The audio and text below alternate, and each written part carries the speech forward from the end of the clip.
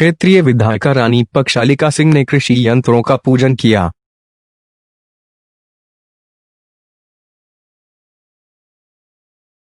सफाई जो आज शुरू हो रही है, जेसीबी लगी थी जंगलपुरा के जो नहर में है। मेरा अनुरोध या मेरा आदेश जो एक्शन साहब से हुआ कि हर साल हमको यही बात मिलती है कि आधा नहर साफ है, पेड़ तक सफाई नहीं हुई और पानी नहीं पहुंचा है। इस साल थोड़ा सा इस पर ध्यान दिया जाए कि पूरी नहर की सफाई हो जाए और पानी जरूर पेड़ तक पहुंचे। ये पहला कार्यक्रम था, तो आज जेसीबी लगी और आज से सफाई शुरू और 10 दिन के अंदर उनका कहना है कि सब नहरों की सफाई हो जाएगी और पानी जो नहर से जो रजवा है जो निकलते हैं उनमें भी पानी आने लगेगा। दूसरा कार्यक्रम आज था जो भारतीय जनता पार्टी का किसान बिल जो निकला था, जिस पे विपक्ष ने विरोध किया। किसान बैठ ना जाए, इसमें हम लोग सब विधायक, सांसद, पार्टी के पदाधिकारी, हम लोग सभी निकले हैं इस किसान से बात करने और किसानों को समझाने कि क्या विधेयक है। और मैं बार बार ये बात कहती हूँ कि किसान इस देश की रीढ़ की हड्डी है। 80-85% किसान हैं। तो कौन सी पार्टी ऐसी विधेयक लाएगी जो किसानों का नुकसान हो जाए? वो तो अपनी पैर पे कुल्हाड़ी मारने वाली बात होती है। तो ऐसी कोई चीज इस विधेयक में नहीं है जिससे किसान को घबराना चाहिए। दो बात बार बार उठती है। एक तो ये है कि एमएसपी खत्म हो रहा है। हमारे प्रधानमंत्री ने ये कहा है कि एमएसपी कभी कहीं लिखित में नहीं था, लेकिन एमएसपी मानी जाती थी सरकार द्वारा कि ये इतना इस साल कम से कम होगा। तो वो जिस तरीके से चल रहा था वो तो अभी भी है। एमएसपी खत्म नहीं होगा। एमएसपी से बढ़ के अगर किसान को कहीं भी देश में मिल रहा है वो जाके अपनी चीज बेच सकता है। फायदा इसका ये है, तो मैं किसान से कह रही हूँ कि जो आपके टैक्स लगते थे, जैसे मंडी में आप लोग बेचने आते थे तो मंडी का टैक्स था, ट्रैक्टर में लाद के आते थे तो ट्रैक्टर अगर पकड़ा गया तो आपको जुर्माना होता था। हर जगह से आप पैसा खर्च कर रहे थे कि आपका अनाज मंडी तक पहुंचे और बिके। ये चीज खत्म हो गई है। आप अपना ट्रैक्टर अपने साधन से अपना फसल कहीं भी ले जाके आप लोग बेच सकते हैं। ये मैं उनको समझा रही हूँ। इसमें कहीं रोक नहीं है और इसमें कोई आपको टैक्स भी नहीं लगेगा, कहीं भी टैक्स नहीं लगेगा। आप यहाँ से केरल गए तो टैक्स आपके फसल पे कहीं नहीं लगेगा। केरल में आप जाके बेच सकते हैं, लेकिन ये हर किसान के लिए संभव नहीं है कि जहाँ सबसे ज़्यादा मूल मिल रहा है वहाँ तक किसान पहुँचे। इसके लिए ये कॉन्ट्रैक्ट फार्मिंग की गई है। और कॉन्ट्रैक्ट फार्मिंग का जो मेन बात जो निकल रही है, विपक्ष कहता है कि जमीन पे आप कोई और कब्जा कर लो। इसके लिए हमारे प्रधानमंत्री ने साफ कहा है कि आपकी जमीन आप ही के नाम रहेगी। जो भी आएगा, देखो हम लोग की जमीन ऐसी है कि एक बाबा पे कहो 10 बीघा जमीन थी, उसके 4 बेटे हुए तो 2.5 बीघा सब पे गए। उनके 2 बेटे हुए तो वो 2.5 एक में आ गए। तो 3 पीढ़ी में वो जमीन या 4 पीढ़ी में वो जमीन इतनी छोटी रह जाती है कि आदमी को इतना ही वो फसल कर सकता है जितना अपने घर वालों को खिला सकता है। थोड़ा बचता है जिसमें वो जाके बेचता है और जो घर के खर्चे हैं उसमें चलाता है। कॉन्ट्रैक्ट फार्मिंग में फ़ायदा ये है कि ऐसे छोटे छोटे जो किसान हैं, अगर एक बड़ी कंपनी आके आपका खरीद ले, फसल खरीदे, जमीन खरीदेगी नहीं, फसल, इसका बाकायदा लिखे कॉन्ट्रैक्ट होगा जो अदालत में भी काम करेगा। लेकिन सबसे पहला अदालत आपका एसडीएम है। एसडीएम पूरे पावर्स है इसमें निर्णय लेने का और 30 दिन के अंदर उनका निर्णय हो जाना चाहिए।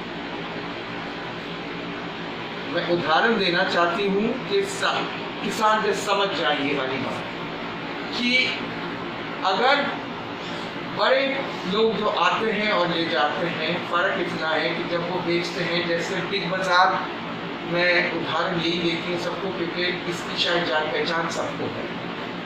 तो आप सब्जी खरीदने जाओ बिग बाज़ार में, सब थोड़ी सी सस्ती मिलती है, 2 रुपये 3 रुपये सस्ती मिलती है, ना कि आप ठेल से खरीदो या किसी कोने की दुकान सब्जी वाले से खरीदो। और क्यों? क्योंकि वो बड़े पैमाने पे खरीदते हैं तो वो चीज़ उसको दे सकते हैं।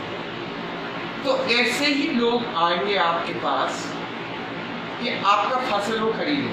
10 जो उनके पास एक पहुंच नहीं पाते हैं, वो 10 के पास खुद ही आएंगे कि आपकी पूरी ज़मीन, ये इतनी ज़मीन जिन जिन की है, इनके साथ मेरा कॉन्ट्रैक्ट, हम लोग को इस साल आलू करना है, चिप्सोना आलू करने हैं, इसके लिए हम पैसे दे रहे, बीज दे रहे, खाद दे रहे, सब चीज़ दे रहे, फसल हमारी।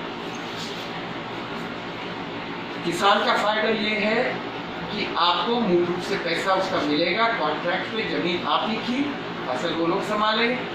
अगर कहीं से नुकसान पड़ गया, जैसे कभी ओले पड़ते हैं या सर्दी के मौसम में बर्फ गिर जाता है, जल जाती है फसल, उसके लिए ये है कि ये नुकसान जो कंपनी लेती है वो भी उसके ऊपर आएगी, आप पे जो पैसे मिल रहे हैं पूरा आपको लागत उसका मिलेगा। सो ये 2-3 चीज़ें हैं जो मुझे मूल रूप से लगे कि सही है, लेकिन मैं बार बार किसानों से ये भी कह रही हूँ कि 70 साल में जब ये विधेयक बना है और किसानों के हित में बना है, तो कहीं भी आप लोगों को ये लगता है कि ये सही नहीं है, इसमें थोड़ा सा ये बदलाव आ जाता है या ऐसे करा जाता तो ये ज़्यादा फायदेमंद रहता। तो ये बात पहुँचाइए और हमारा काम है इसको सरकार तक पहुँचाना। मैं नहीं समझती हूँ कि कोई सरकार आपका नुकसान चाहती है तो बात नहीं सुनती। तो ये भी नहीं है कि हाँ मुझे परेशानी हो रही है, अब मैं कैसे कहूँ। आप लोग आइए, अपनी बात रखिए, ये बात सरकार तक जरूर पहुँचाई जाए। तो ये मेरा संदेश या ये भारतीय जनता पार्टी का संदेश, प्रधानमंत्री का संदेश किसान तक पहुँच जाए। किसान ही रीढ़ की हड्डी है, किसान का बेटा ही चाहे जवान बनता है, चाहे अफसर बनता है, चाहे पुलिस में जाता है, चाहे IAS ऑफिसर बनता है, लेकिन मूल रूप से ये देश किसानों का है। और मेहनत करके किसान अपने बच्चों को जगह जगह पहुंचाता है। और जो ये नारा है जय जवान जय किसान, आज की तारीख में ये लाल बहादुर शास्त्री जी हमारे प्रधानमंत्री ने बहुत साल पहले ये नारा लगवाया था देश में।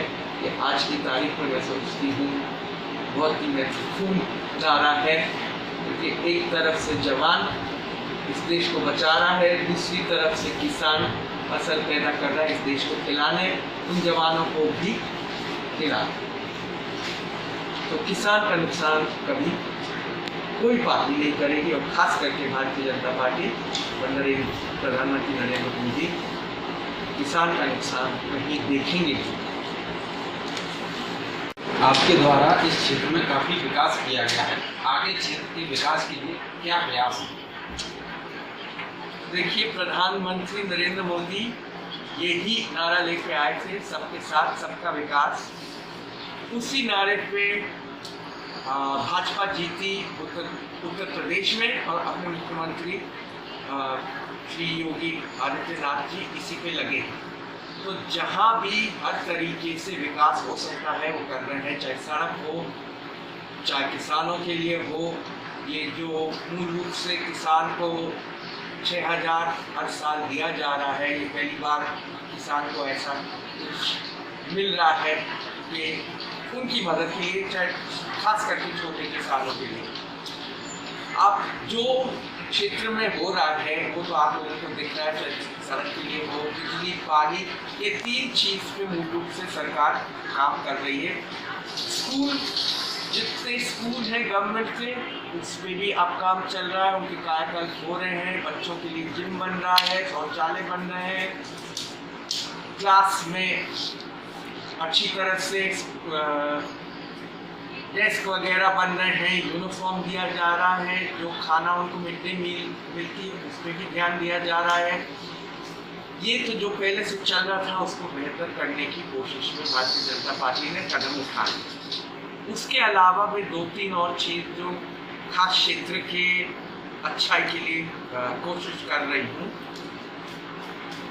शुरुआत में जब मैं पहले चुन के गई, ये बात हुई थी कि यहाँ से एक्सप्रेसवे निकालने की, जो बुंदेलखंड एक्सप्रेसवे थी, मैंने मांग करी थी कि वो बाग होते हुए निकले, आगरा लखनऊ के एक्सप्रेसवे पे ज्वाइन करें।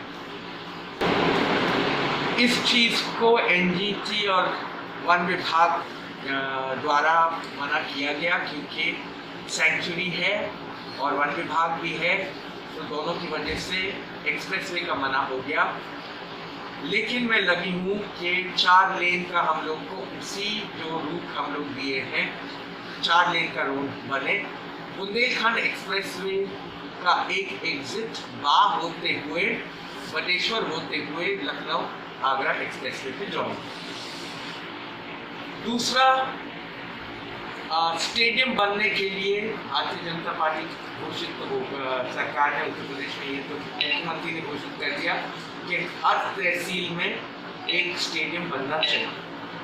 बाद में परेशानी आ रही थी जमीन की वजह से, लेकिन हमको लगता है हम लोग जमीन को तय करने पर पहुंचना है जल्दी। स्टेडियम और माननीय उप मुख्यमंत्री दिनेश शर्मा जी द्वारा एक विद्यालय, उच्च विद्यालय दिया गया था। अटल बिहारी जी के टाइम पे ये बात में की थी कि एक उच्च विद्यालय दिया जाएगा, और वो इस जिले में बाग को ही मिला।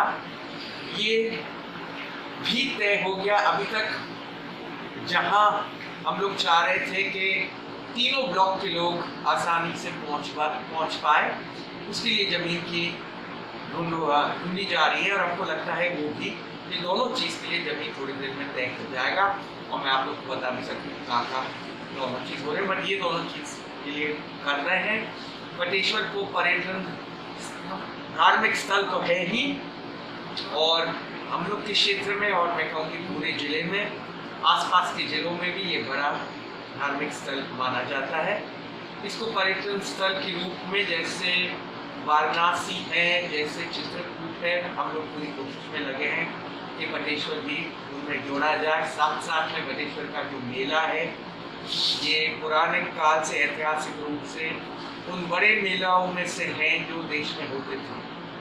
जैसे सोनपुर माना जाता था हाथी के लिए, पुष्कर माना जाता था ऊंट के लिए, बटेश्वर माना जाता था घोड़ों के लिए। तो पूरी कोशिश में है कि ये जिला स्तर पे हो जाएगा। जिला स्तर पे डीएम इसको संभालेंगे, और शासन पे पूरा इसका ये होगा, मैनेजमेंट होगा कि ये अच्छा एक मेला बन सकता है। पुष्कर के रूप में हम लोग बटेश्वर को भी आगे बढ़ा सकते हैं। धार्मिक स्थल भी है, मेला भी है, और ऐतिहासिक रूप से प्रधानमंत्री अटल बिहारी जी का पैतृक गाँव भी। चारों चीज़ों को मिला के जैनियों का बहुत बड़ा धार्मिक स्थल, उससे 2 किलोमीटर दूर है शौरीपुर, वहाँ भी एक भव्य बड़ा सा जैन मंदिर बन रहा है। इन सब को मिला के एक तीर्थ स्थान बनाने का, और सिटी टुडे समाचार, बुलंद भारत बुलंद खबर।